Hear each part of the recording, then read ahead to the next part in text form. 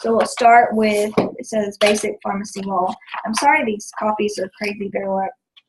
I don't know. I guess because this website is free, they just have to do a lot of advertising. But this, what is a really good website for you guys to use is Pharmacy Tech Study, pharmacy-tech-study.com. There's lots of info and practice tests on there, all kinds of info. So it's a really good place to go to study before you actually take the test. So mostly this next chapter over federal law is going to be your different laws, kind of like you, kind of the same ideas like you learn, you know, in your government class or whatever, that you learn different laws that pertain to things. Well, these are specifically going to pertain to the pharmacy. And so there'll be some that are more important than others, and you'll kind of get that along the way whenever you take your quizzes. It'll ask you about specific ones. So we'll talk about a few of them too. It says one factor to always keep in mind while studying for the National Pharmacy Tech exam is that it follows federal rules, laws, and guidelines. You don't want to confuse your own state laws with federal laws because they might be more strict. So it says besides what you see here, you'll probably want to keep in mind that a federal act that you should consider, you should research that mostly concerns patient privacy rights. So we'll look at, we'll keep that in mind. Maybe I missed something. HIPAA said it's a federal act that you should research mostly. So always, this is always the case, but federal law versus state law, you're going to go, it's always going to go by whichever one is more strict. Okay, so that when the stricter law overrides, if that makes sense. Well, I say that, I guess, yeah. So if they're about the same thing, so definitely, you guys know about HIPAA. That's something we talked about before, so that shouldn't come as any surprise. So there's another act not covered on this side, but good to know is the OBRA, which, and that one is Omnibus Reconciliation Act. Let me see exactly what it stands for. That is one you will definitely see on the quizzes. Is that and it'll come up in your videos whenever you go to those two, but I just wanted, where is it? Oh, they did. Let's go on here. Let me tell you exactly what it is, what it's called. Omnibus Budget Reconciliation Act. That is one that it'll ask about, and like it says this made patient counseling by a licensed pharmacist mandatory to all Medicaid patients. So that one's Medicaid related, that OBRA. So if that comes up, that's what they're talking about. They have to counsel Medicaid patients. Okay, so who regulates pharmacy in the U.S.? The next little section that we printed for you guys. It says pharmacy is regulated by several agencies. It's really important to know which ones do what. So the FDA, says the Food and Drug Administration, these are the ones, this is the organization that approves new drugs that can be sold. It says they process the new drug applications. We'll look at that in a second. They regulate package inserts. So you know all that information that whenever you get a medication, it comes with like that big long list of tiny print. They regulate what has to be on there. And there's certain meds that have to come with certain information. Regulate the advertising of drugs, so how they can advertise and what they can and can't say. You know how sometimes when you watch it, have you ever watched a commercial for a prescription drug and it lists like, you know, what it sounds like horrible side effects? It's like, yes. I think I'd rather just deal with the issue than deal with all those crazy side effects. Well, you know, they regulate what people have to say. Whenever they advertise. They're the ones who say that. Okay, they issue recalls, so if there's something wrong with the medication. Like I remember right around the time Hannah was born, there was a recall on some Tylenol. So, and then it's a federal agency, Food and Drug. Okay, the DEA, Drug Enforcement Agency, this is another federal agency. they enforce the controlled substances. So the controlled substances are all those that are what we call scheduled. I handed those out to you that said scheduled drugs and like the ones on our med list. So anything that's scheduled is going to pretty much be handled by the DEA versus the FDA. So that's a clue there whenever you're studying, or if you come across a question that talks about a medication that you know is a controlled substance that's scheduled, you're looking at a DEA. You know, if they ask about the agency or whatever, it's probably DEA. Okay. It says they track controlled substances that are manufactured and sold. So pharmacies have to keep very perfect records as to where any kind of scheduled medication goes, picks it up, how often, and so forth. They investigate all violations involving controlled substances. They set the scheduled definitions, which we'll look at, and then they also issue DEA numbers. And a DEA number is just a number that a physician has that they have to write out if they're going to prescribe a controlled substance. They have to be registered with the DEA. Not just anybody can write a prescription. Not anybody can write a prescription anyway, but specifically for controlled substance. That's something that can be taken away from physicians. If they abuse that, they can take away their right to prescribe controlled substances. The Board of Pharmacy is according to each state. They're the ones who regulate the licensing. So they're the ones who, they have a registry that says, these people are licensed with the state. For pharmacists and pharmacy technicians, they set the state laws or requirements, outline the operating guidelines in the pharmacy, investigate violations of operating. So if something's not working right in the pharmacy, with the exception of that controlled substances. And then they determine state-regulated controlled substances. So it says states may control drugs that are not controlled by the DEA. So if there's something, again, they can, if the DEA hasn't already said something, then they can change that. And then look at this last one, the Joint Commission. Used to be JCO. And basically JCO, whenever I was at Children's, we underwent a JCO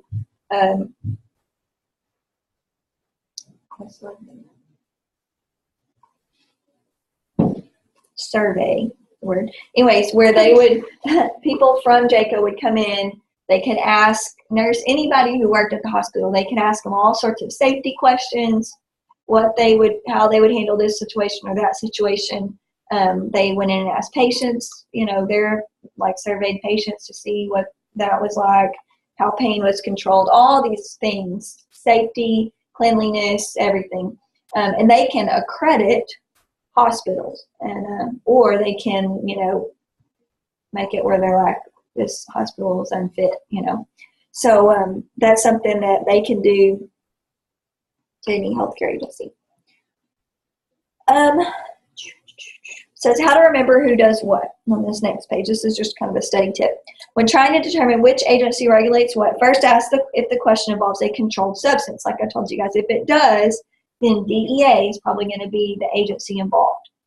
Okay, if the question involved a drug that is not controlled, FDA will likely be the answer.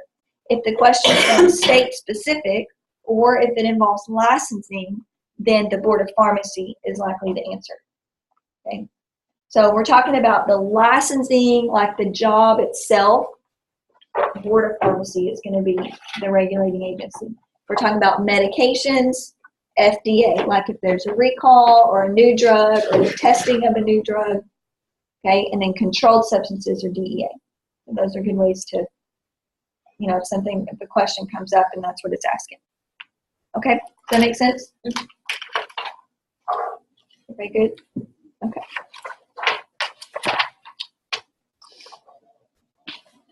Make sure and go over the medicines before we get in. Okay, DEA schedule definitions. Says the DEA is a branch of the U.S. Department of Justice. Their mission is to enforce the Controlled Substances Act. They monitor, in the pharmacy, they monitor a closed system of distribution for controlled substances. That means that all individuals and companies handling controlled substances are required to keep accurate inventories and records of every transaction. Why do you think that's necessary? Make sure no one's abusing them. Okay, so no one's abusing them. Why else?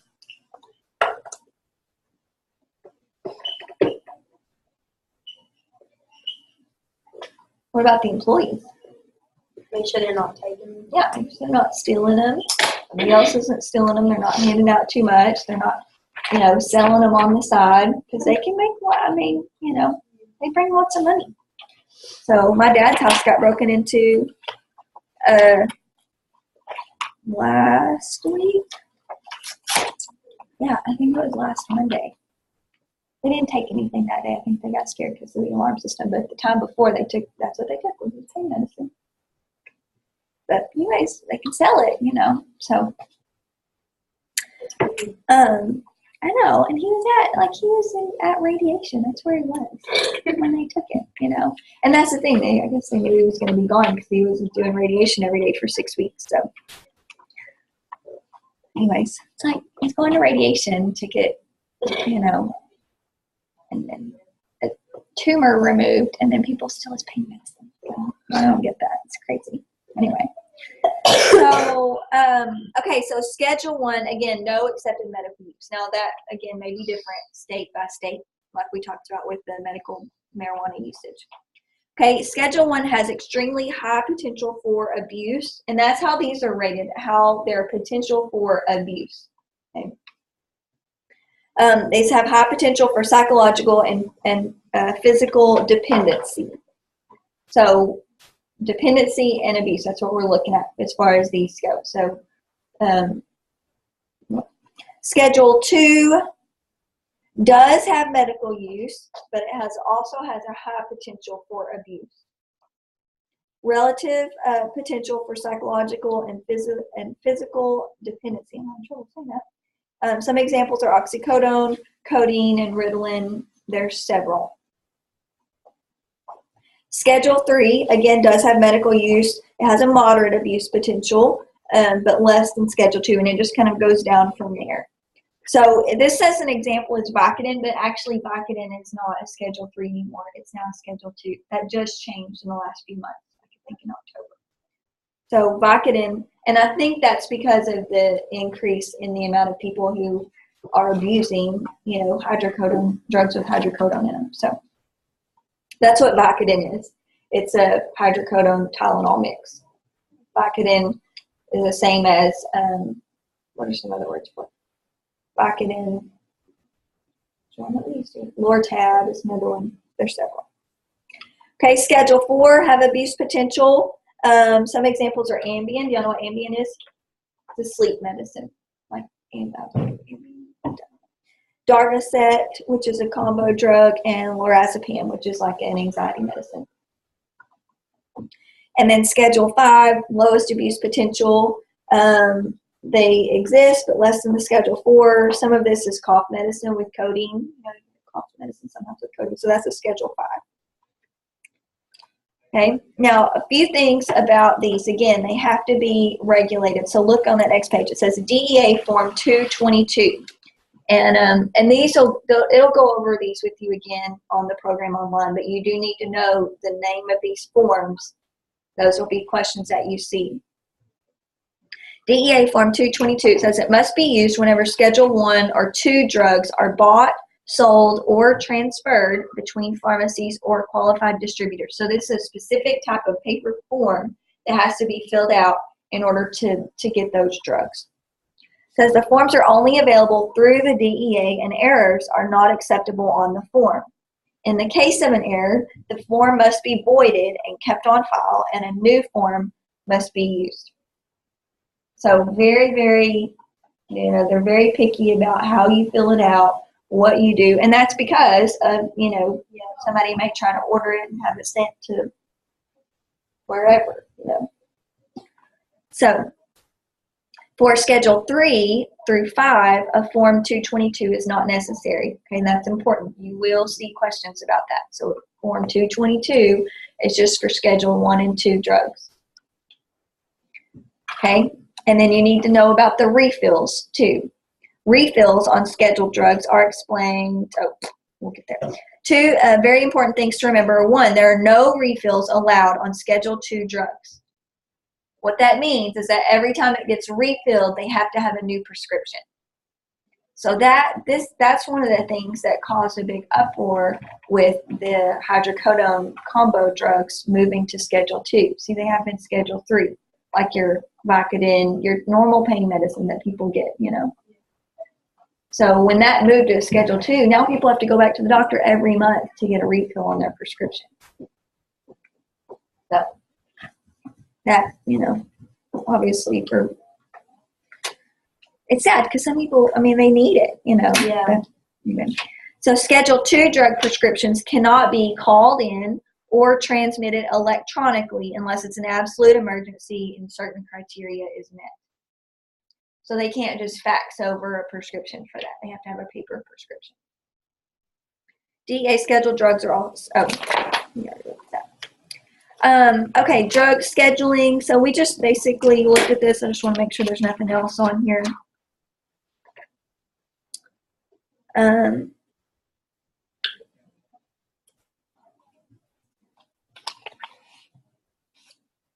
Look at, where did it go? Look at that second paragraph.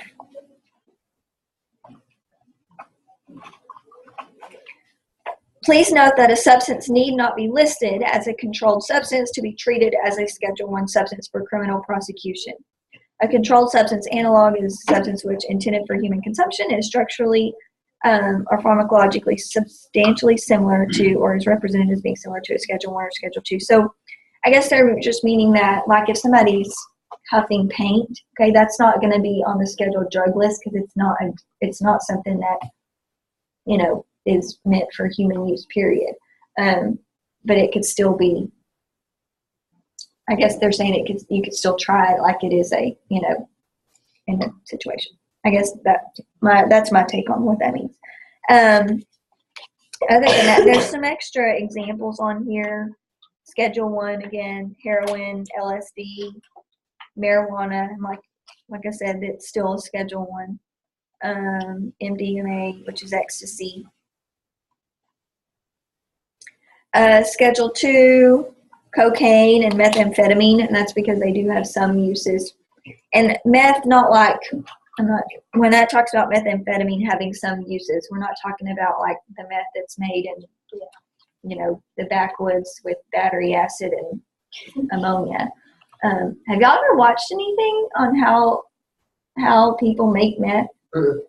It's, I mean, the fact that people inject it into their veins, it really freaks me out because it's just like a concoction of household products is what goes in there.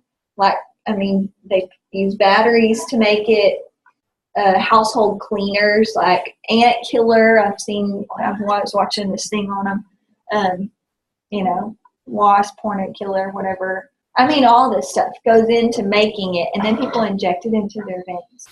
And it's bad. Crazy. I mean, honestly, just that.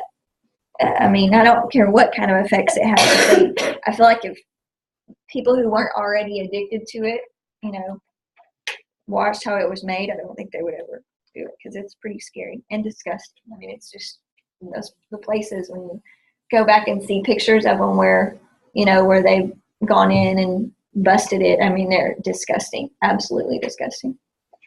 So, I don't know. But this is like, there's some medications that have a form of methamphetamine in them that are seen as stimulants. So you'll see them because they'll have their name in their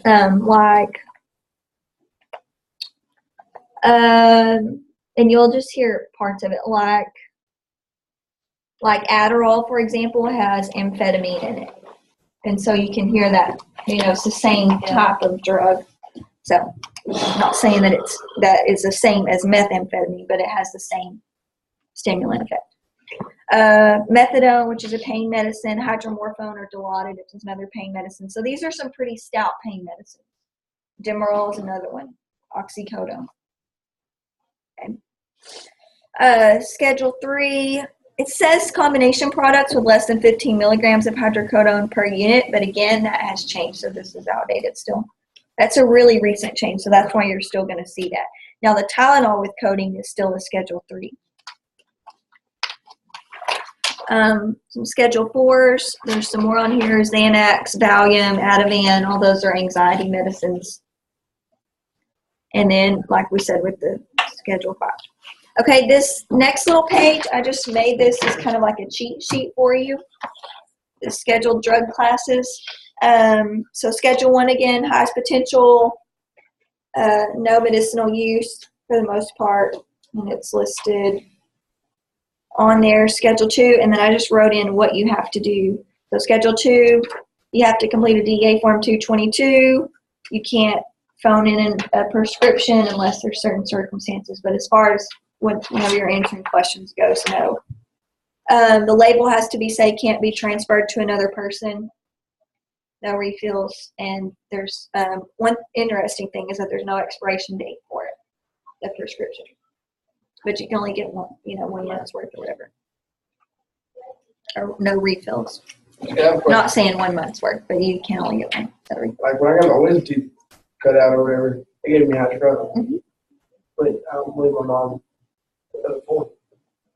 She doesn't fill out the form. The pharmacy fills out the form to order it. Like when the pharmacy orders something from the wholesaler, Yeah. they have to fill out the form. Or like, let's say it transfers between 2 pharmacies for whatever reason, they would have to fill out a form, not the patient. This is just for the pharmacy. So you still get it that day? Yeah. Okay. They just have to fill out a form to get it, or it's not. Yeah, this is not anything the patient has to do. Except to get a refill, they have to have a paper prescription. They have to go to the doctor and get a prescription or whatever. Okay, and then Schedule 3 through 5 must call the wholesaler to order. So you still have to call them. A 1-inch red C has to be stamped on the prescription. Up to 5 refills are allowed, but they expire. It's kind of weird, but anyway. So, okay, let's finish up with the DEA and then go there. Okay, a DEA number, and the video will actually go into,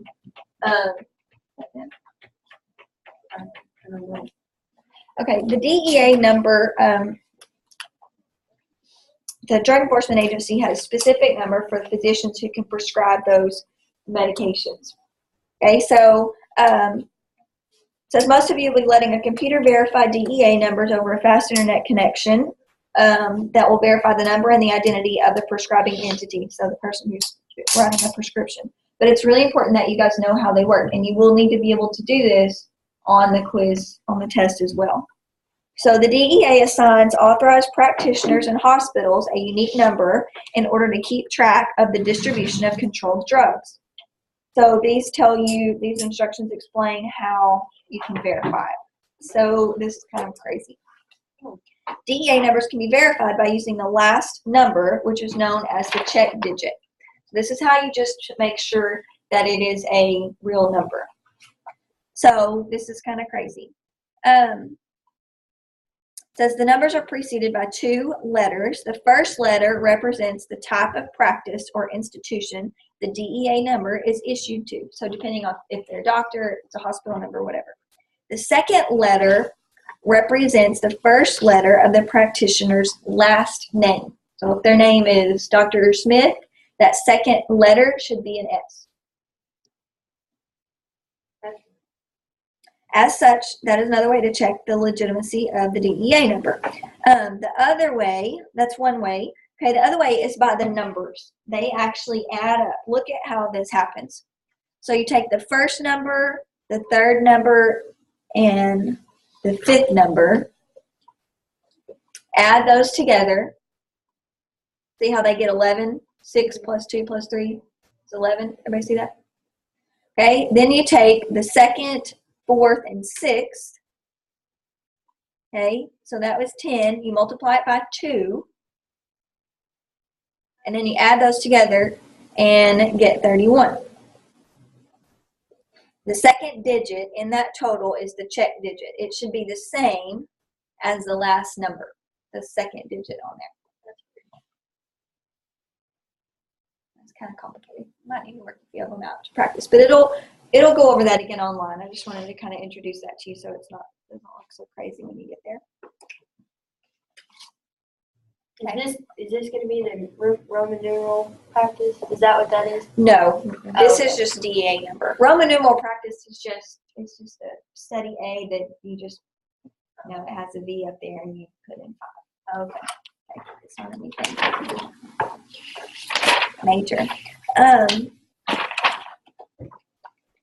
Okay, go ahead and look at this next one. Finish up DEA and then we'll talk about the medicines and we'll save that for Thursday.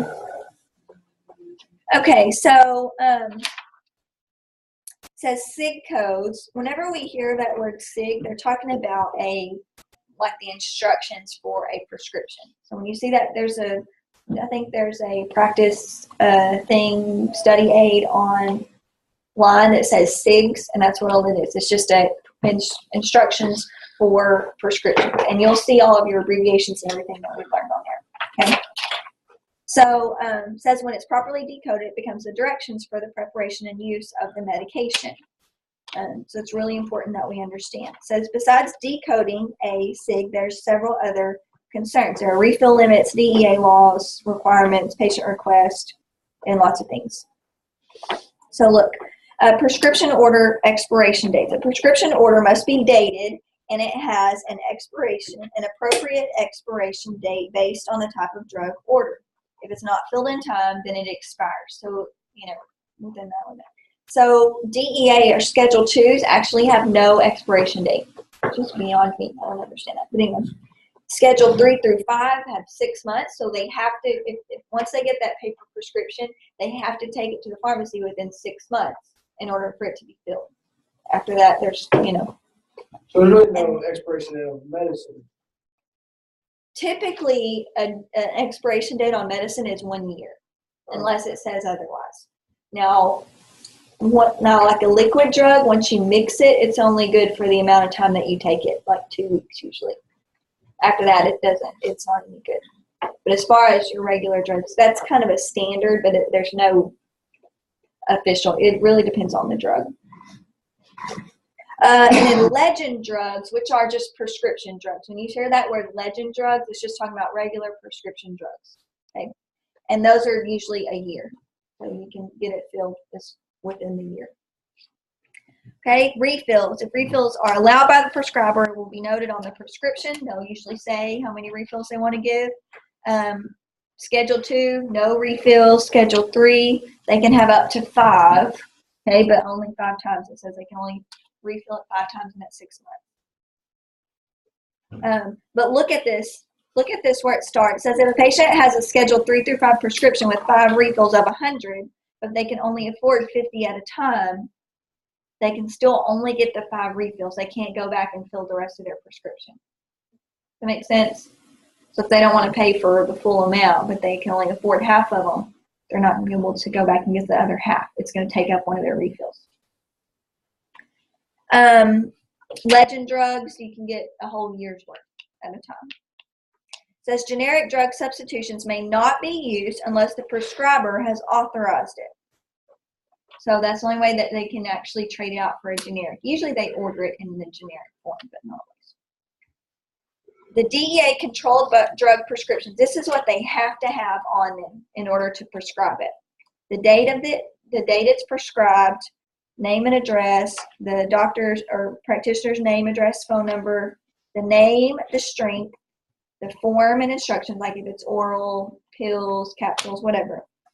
Exact quantity prescribed, so the number of pills you want them to have, complete directions for use, however many refills, and then they have to have a DEA number written on there. Schedule 2 drug prescriptions also have to be manually signed by the practitioner. They have to sign it. It can't just be printed on a form and somebody stamp their signature. They may not be faxed or called in except for a valid emergency, and then they may not have any no refills. So we'll stop there and we'll pick up with FDA later. let's look real quick at your med list for the week. I just want to go over, make sure we go over those. I think I changed out all of the schedule parts, but make sure. These first few are all Schedule 2s.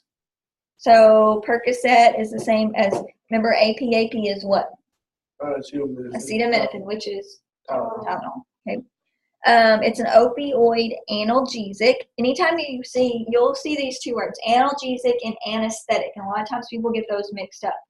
Analgesic means it gets rid of the pain, no pain. Okay. Remember, algia is pain. Remember that root word? Well, and is without. So analgesia is without pain. Anesthesia is without feeling. Yeah. Okay. So when they knock you out, you'll feel better. Analgesia or analgesic without pain, anesthetic without feeling. Everybody see the difference in those two? Because Tylenol is not an anesthetic. Okay. Okay, that's a combo narcotic. Schedule 2, it has psychological effects. All of these are going to have some kind of psychological effect or they wouldn't be scheduled. Okay, and then hepatotoxicity would be The liver. Okay, anything with Tylenol in it is going to have potential to be hepatotoxic because Tylenol is filtered out in the liver. That's what it's kind of hard on your liver. So OxyContin or oxycodone for severe pain, same symptoms, withdrawal symptoms. People get off of it, and that pretty much goes for any of these also. And then respiratory depression. But note at the bottom, any opioid. Okay, any of these that say opioid on them have a possibility for respiratory depression. And all that means is that it makes their breathing really shallow and slower. So always check respirations. If I'm giving it, like as a nurse, if I give it, I always check a respiration, check their respiration before I give it. Concerta is a CNS stimulant. It's for ADHD. I know that sounds opposite of what you might think. You think, okay, that doesn't make any sense.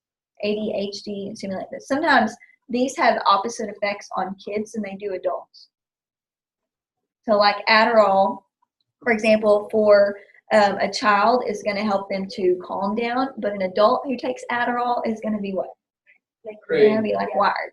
Okay, so it has opposite effects. So that's why you'll see some of these. You're like, oh, that doesn't really make sense. Well, it's just different that way. CV effects, that's cardiovascular, CNS, and central nervous system. Okay, it's contraindicated with any cardiovascular problems. If they're already agitated, you don't want to give them a stimulant because it's going to make them really agitated. MAOIs are a certain type of medicine. It's a type of antidepressant medicine that they wouldn't want to take it with. And there's lots of things that you'll see that are contraindicated. Y'all know what contraindicated means? No. It means they work against each other. You don't want them to take it together. So, like, you wouldn't want them to take this medication together because it would have worsening effects. Pretty much any of these that end in the amphetamine are going to be stimulants. Notice this Vyvanse has growth suppression. That one's something that's kind of different. So those are things you want to look for on these. Duragesic or a fentanyl patch. This is an actual patch that people wear that's it delivers like usually 25 micrograms. I guess it depends on the dosage over 72 hours. So they'll wear it for 3 days and then they take it off. And it just delivers a constant amount of pain medicine. Change the sites after dose. You don't want to put that patch on the same spot. Usually it goes over like a fatty area. Methadone, it says it's for severe pain, but it's also for opioid recovery. Kind of different. Vicodin is a combo drug, again, Schedule 2. Constipation is another one that you'll see on all of these pain. Any pain medicine has a side effect of constipation. So typically when people get prescribed pain medicine, they also get prescribed a stool softener. They usually go right together. Other than that, main things like I said on here, you just want to make sure that you take it, you notice anything that's different. Okay? All right.